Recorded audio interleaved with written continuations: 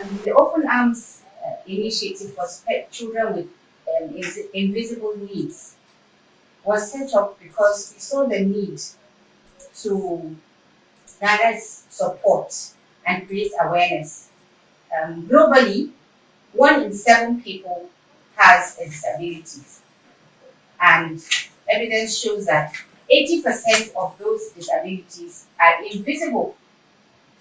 Invisible disabilities are the kind of disabilities that are not apparent. You don't see them, they don't show on the face. The people are not using any assistive tools, maybe like wheelchairs or canes. But their disabilities, mostly they are neurological or physical, but you can't see them, they are not apparent. So the government and the advocacies usually are for disabilities that are in your face, that you can see. They get all the support because you can't run away from that. But people who are suffering from invisible disabilities, sometimes they are dismissed because it's apparent.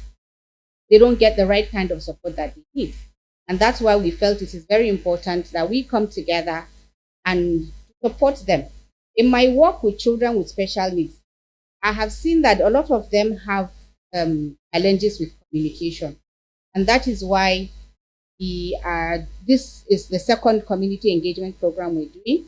And we feel like this is really, really needed because people who don't communicate, it's not just deaf people. We have children who are nonverbal, they struggle in communication, and they are mostly isolated from the society. Like the other day I was in the hospital and I asked the doctor I was seeing, do you have anybody in this hospital who can interpret sign language? And she said no. Like, so does that mean people who can't communicate cannot go to the hospital when they are sick? They never really thought about it. Like, maybe it's something you need to look at. These people are also part of the community. They have a lot to contribute to society, but because they are isolated, simply because they can't communicate. Sign language we can learn it like any additional language, the way we learn French, the way we learn Arabic, the way we learn German.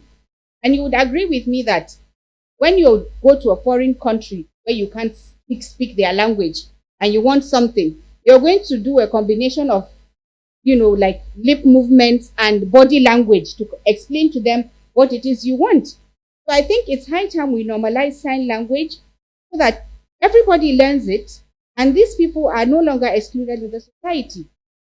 I also went to my son's school and I said, do you have anybody who can do sign language here? I said, no. I was like, do you think it's something you want to introduce as an additional language? Yeah, but we don't have any deaf students here. I was like, that's the whole point. It's not only for deaf students. So, people who are struggling with communication can use it as an augmentative means of communication, not as an alternative.